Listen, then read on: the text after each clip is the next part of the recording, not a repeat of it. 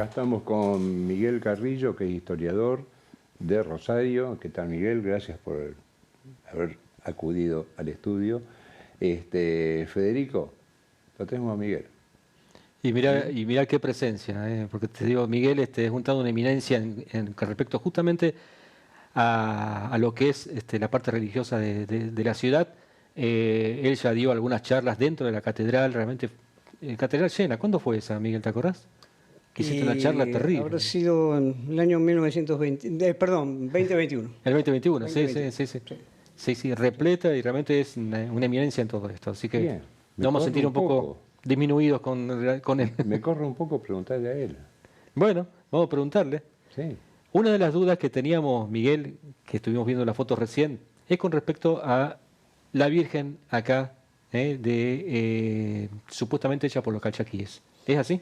Bueno, Rosario tiene una dimensión religiosa tan importante como cualquier otro de los desarrollos de su cultura. Y tengamos en cuenta que Rosario se funda su curato, que se va a hacer después el curato del Pago de los Arroyos, que iba de Carcarañá hasta Ramallo, en 1730. El primer cura asume en 1731, pero no había capilla. Entonces, en los primeros meses utilizaron el oratorio de la estancia de un tío de este hombre que estaba en la confluencia del arroyo Saladillo y el río Paraná. Pero inmediatamente se comienza a construir una pequeña iglesia de barro con techo de paja y se solicita a Santa Fe que les presten una imagen y los vestimentas, los candeleros propios para celebrar la liturgia.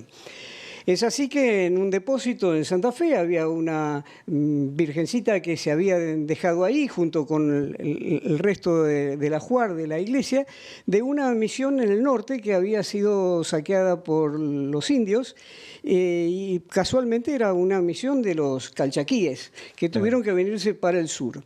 Pero esto quedó ahí en depósito. Entonces se prestó a Rosario esta imagen que nosotros vemos, según lo ha determinado una investigación bastante reciente, porque no está científicamente comprobado que sea exactamente la misma. Que de Charpanelo. El doctor Miguel Charpanelo fue el que se ocupó de reconstruir este pasado de la Virgen.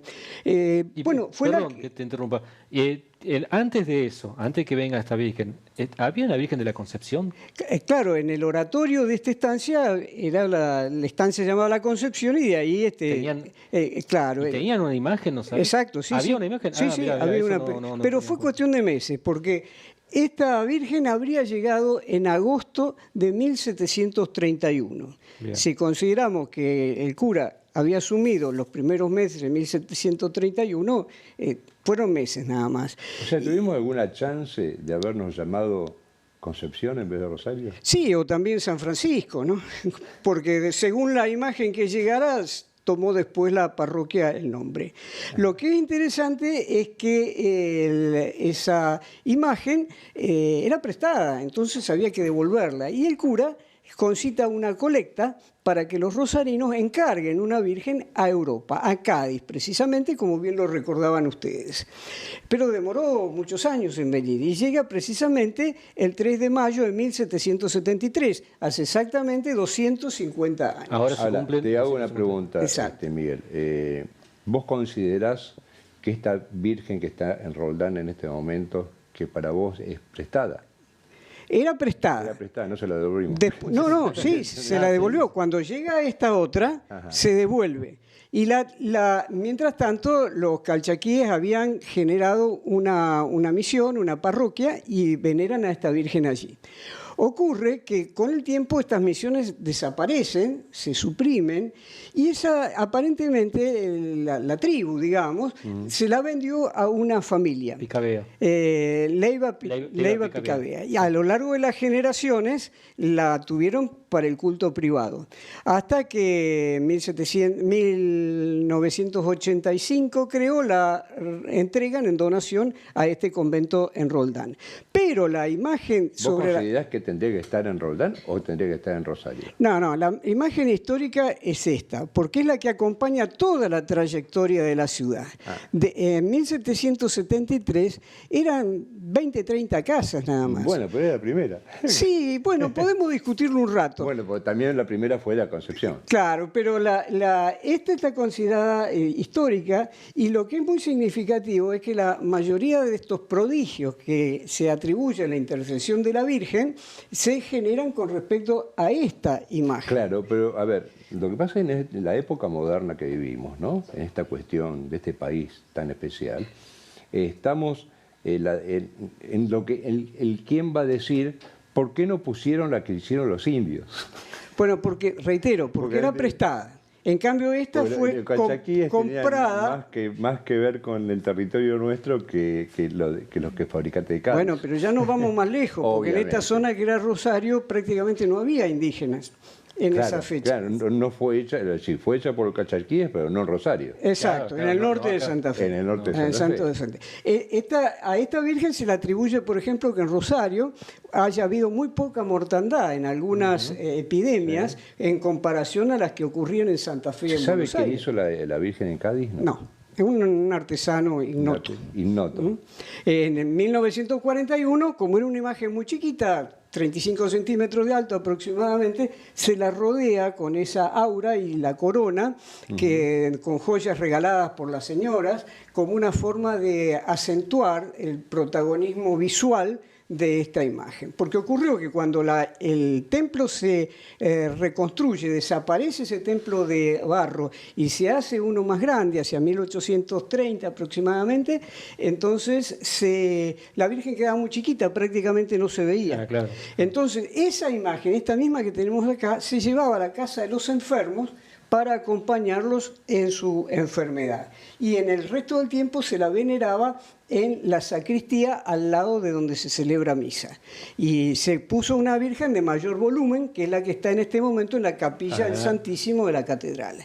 Sí. Hasta que en 1927 se genera una capilla subterránea debajo del centro de la catedral, que se llama camarín, y adentro de ese camarín se la coloca a esta Virgen para que tenga, digamos, una dimensión visual apropiada para que no se pierda. O sea que en la actualidad, la Virgen que encontramos cuando entramos a la catedral, ¿cuál sería? En este momento es esta, la histórica, pero transitoriamente por esta fecha de los 250 años de su llegada.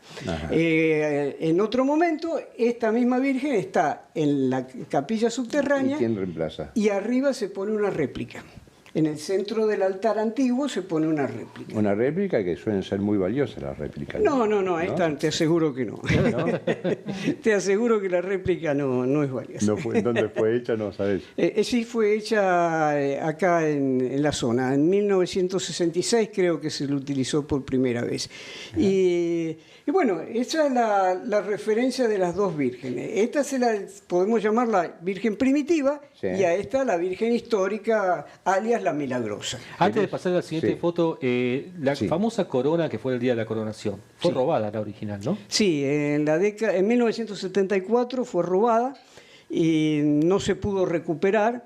Entonces nuevamente se hizo una colecta entre algunas señoras para reconstruir. Lamentablemente no es de la misma orfandad. ¿De qué material estaba hecho? De oro y de platino. Ah, bueno. Oro, plata, platino y engarzada con perlas y piedras semipreciosas. Ya está fundida. No, esa 2 días duró. 2 días. Bien, vos querías hacer hincapié en el tema. Habría que destacar que la Virgen sostiene al Niño Dios, y que es totalmente de palo, no es Pero acá es un niño o una niña. No, ese es el Niño Dios. Lo que pasa es que tiene un vestidito al estilo que se usaban los bebés antes, que parecían más bien polleritas, ¿no? El pelo es pelo natural, la cara y las manos son de cerámica y el niño también es de cerámica. ¿Pelo natural? Sí. Cada tanto se reemplaza, por eso a veces algunas fotos el pelo negro, el pelo marrón, rubio. Hasta ahora pelirrojo no ha habido. No, por lo menos rubio con no. Bien, quería hacer hincapié sobre algunas fotos más. Sí, vamos a la siguiente. Eso. Bueno, esta foto que fue justamente de Congreso Congreso Eucarístico de 1950, que lo vemos al presidente Perón, en el momento que se pone el presidente Perón con su esposa Evita. Creo que esta ya es Mosca también, ¿no? Me parece que es Mosca el de barba. Sí, el que gobernador. El vicepresidente, o el gobernador.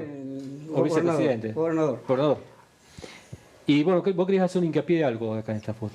Bueno, esta figura central es el nuncio apostólico, es el embajador del Vaticano en Argentina, que para la ocasión había venido aquí a Rosario. Y una anécdota muy sabrosa. Pintoresca. Uno de los obispos que vino de visita era de San Juan, pero tenía rasgos muy indígenas, porque era una persona de familia muy humilde y tenía ojos rasgados. Entonces una señora de esas con militona que siempre hay, se acerca y le dice, Monseñor, ¿usted de qué país viene?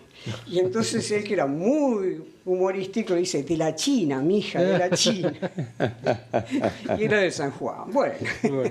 Mirá vos. Pasemos a la siguiente, que esta con respecto a la visita del Papa en 1987, ¿no? Esto lo hemos vivido muchos. Bueno, yo lo publico en la radio. Claro, bueno. Fue el 11 de abril, creo. Se puso el altar frente al monumento porque la cantidad de gente que se esperaba que fuera a llegar no entraba dentro del monumento. El monumento tiene 10.000 personas más o menos de capacidad. Y acá excedió holgadamente, se habla de 200.000, 300.000 personas. Ahí lo vemos con el gobernador también, en la foto de arriba. Exactamente. Bueno, yo tuve el obispo entonces, López. Se hizo una inspección de todas las cloacas abajo de toda la zona. Por la duda. Por la duda. Y había francotiradores también en... Y bueno, eso habitualmente cuando viene una personalidad siempre la seguridad se brinda de esta manera. Y se puso un altar, que es un altar repujado en plata, que está en el Museo Histórico de Rosario, que fue comprada en la época que el director era el doctor Marc, y celebró allí. ¿Y la famosa historia de que el Papa se quedó encerrado? Bueno, como el Papa, por supuesto que es una persona como nosotros, y en algún momento necesitó alguna necesidad. Entonces se le facilitó el baño que usa el personal que está abajo de la torre, propiamente dicha. El problema es que ustedes lo conocen, el Papa era un hombre muy fornido, muy fuerte. Sí, sí. Y el Papa polaco. Juan Pablo II, sí. San Juan Pablo II. Y en algún momento, cuando quiso salir, hizo fuerza y se quedó con la manija en la mano. Encerrado en el baño.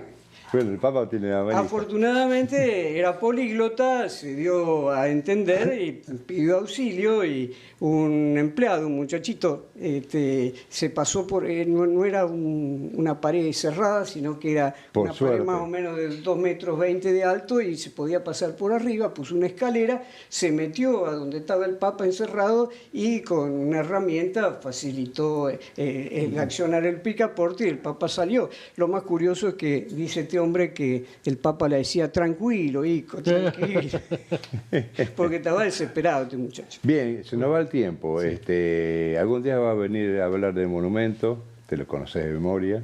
Hay muchos lugares lindos y muchas historias muy lindas. Y secretos. Como director del también monumento. Secretos, también ¿No? secretos.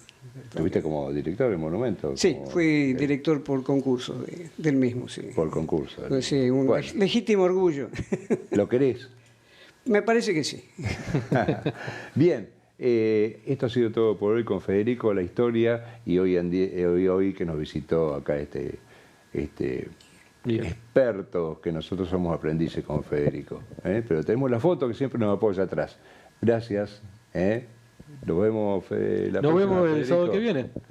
Muchas gracias, la verdad que me sentí muy cómodo y les auguro el mayor éxito en su programa. Seguramente la gente los va a apoyar. Rosario tiene historia. Seguimos en Showtime.